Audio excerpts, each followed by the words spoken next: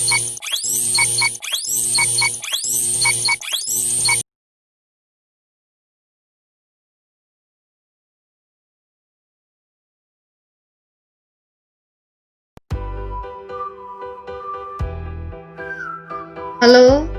Assalamualaikum warahmatullahi wabarakatuh.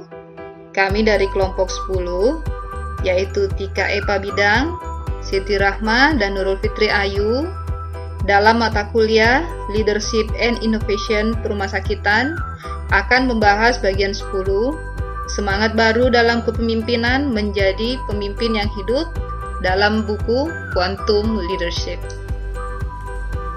Selanjutnya, saya akan membahas tentang tujuan.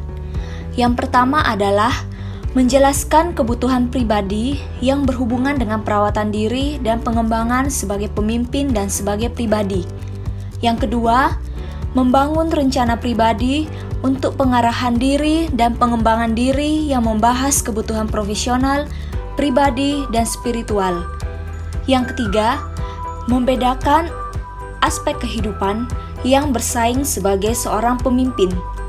Yang keempat, memahami keterampilan kreatif yang diperlukan untuk mengelola peran kepemimpinan dan membuat perbedaan. Dan tujuan yang terakhir adalah memahami bagaimana menyisihkan waktu dalam format yang memungkinkan pendalaman perjalanan spiritual. Selanjutnya, leader. Pemimpin itu yang pertama harus tanggung jawab. Kebanyakan pemimpin melihat tanggung jawab utama mereka sebagai membuat unit mereka beroperasi seefektif mungkin. Kehidupan diinvestasikan dalam menjaga orang lain dan sistem yang melingkupinya. Tuntutan atas energi dan sumber daya pemimpin adalah sangat besar. Yang kedua, disiplin. Pemimpin harus memiliki disiplin diri, ketetapan hati, wawasan, dan rasa pengarahan untuk mempersiapkan pengalaman sulit dalam memberdayakan orang lain untuk mengatur kehidupan mereka sendiri. Para pemimpin harus menunjukkan dalam praktik kepemimpinan mereka pola respon pribadi terhadap panggilan kehidupan. Yang ketiga, fokus. Pemimpin juga harus fokus pada sumber dayanya dan masuk ke dalam proses refleksi diri, keterpusatan, dan memelihara jiwanya. Pemimpin harus memiliki kenyamanan dengan diri mereka sendiri dan keterlibatan dengan kehidupan yang generatif dan harmonis. Yang keempat, komitmen. Pemimpin memiliki komitmen yang dalam, cadangan semangat, dan energi yang menginspirasi, bersama dengan perasaan berhubungan sepenuhnya dengan siapa mereka dan apa yang menggerakkan mereka. Yang kelima, efektif. Pemimpin yang efektif memenuhi syarat sebagai pemimpin hebat, memiliki pemahaman atau penerimaan bahwa suatu kekuatan yang dalam mengalir melalui semua keberadaan dan memberinya bentuk, kehidupan, dan arah yang masih misterius. Dan yang terakhir adalah spiritual. Pemimpin yang berlandaskan spiritual menjalani siklus interaksi yang membuktikan komitmen berkelanjutan mereka terhadap pertumbuhan dan perkembangan pribadi. Tanpa rasa keterpusatan spiritual, mereka tidak akan memiliki dukungan yang memadai, karena banyak dukungan yang dibutuhkan harus datang dari dalam. Selanjutnya yaitu adalah kreativitas. Memiliki kekuatan hidup. Kreativitas sangat terkait erat memiliki kekuatan hidup dalam diri kita masing-masing. Banyak dari kita berbicara tentang kreativitas sebagai sesuatu yang dapat kita miliki atau kendalikan dan manipulasi. Kita memperlakukannya sebagai sesuatu yang di luar diri kita sendiri dan mengaku berpikir kita dapat melakukan lebih banyak lagi jika kita hanya bisa mendapatkannya. Dan dalam ekspresinya, kreativitas menuntut format dan juga konteks. Dengan menetapkan waktu dan tempat yang ditentukan untuk ekspresinya yang diperlukan agar elemen kreativitas dapat bertemu dan menghasilkan sesuatu yang bernilai. Kreativitas juga menuntut pelepasan dari kelambanan rutinitas. Hanya dalam kekacauan pengalamanlah elemen-elemen kreativitas bisa bertemu. Selanjutnya, format ekspresinya harus diberi ruang dan waktu untuk muncul. Memaksakan kreativitas ke dalam struktur ekspresi yang ditentukan akan membatasi kemampuannya untuk mengambil bentuk. Ini tidak berarti bahwa format tidak diperlukan. Sulit untuk hidup kreatif, selalu ada alasan saja untuk tidak melakukan hal menyangkut kreativitas tersebut. Menemukan sumber kreativitas pada seseorang tidak muncul begitu saja atas permintaan. Orang tersebut harus mencarinya dan kemudian mengembangkan cara untuk mengungkapkannya. Contohnya, bisa dengan menulis jurnal, karena menulis jurnal adalah alat yang berguna dalam usaha ini. Karena menuliskan pemikiran seseorang secara teratur, membentuk kebiasaan untuk berfokus pada kreatif dan membawanya ke tempat terbuka. Kreativitas selalu mencari jalan keluar, tidak dapat ditahan dan harus menemukan ekspresi. Memperkaya kehidupan setiap orang yang disentuhnya dan menghubungkan dengan cara yang bahkan tidak dapat kita bayangkan. Kreativitas diekspresikan dalam simbol dan gambar. Pemimpin juga harus mengekspresikan kreativitasnya melalui konstruksi visi. Dan yang terakhir adalah kreativitas membutuhkan kesadaran, bukan kesiapan. Kekuatan kreatif harus dilihat dulu sebelum bisa diekspresikan. Kreativitas menuntun kita masing-masing agar dapat berkembang dan maju. Overcoming the fear, atau menghadapi ketakutan akan berbuat kesalahan. Sumber ketakutan biasanya berasal dari orang tua, guru, rekan, diri sendiri, pihak berwajib, agama, acara atau event. Kemudian cara untuk mengidentifikasi ketakutan melalui kesadaran diri, terapi, refleksi, masukan dari orang lain, serta dari trauma.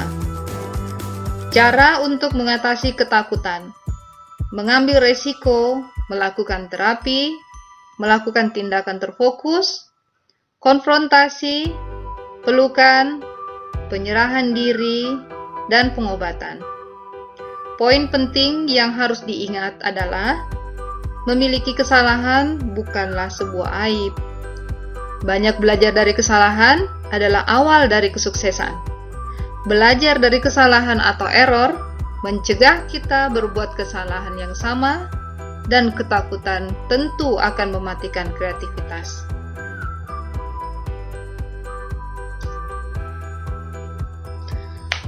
Confronting the core negativity, atau melawan negativitas. Hal penting untuk diingat: keyakinan negatif menjadi hambatan yang menghalangi kemampuan seseorang untuk memperkaya pengalaman dan melakukan upaya kreatif. Mereka menutup pintu kesadaran dan membatasi tempat di mana bakat atau peluang dapat membuat perubahan positif dalam hidup kita.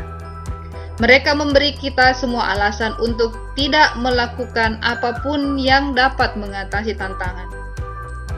Apapun yang kita lakukan, bagaimanapun juga, kita tidak akan berhasil.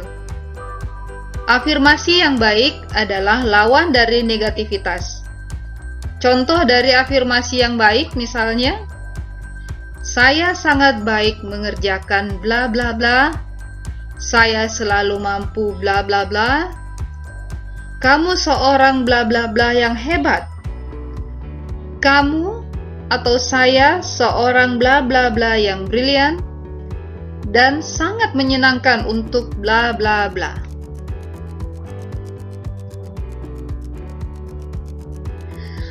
Spiritual intelligence atau kecerdasan spiritual terdapat 10 aturan. Yang pertama, seorang pemimpin membutuhkan keberanian.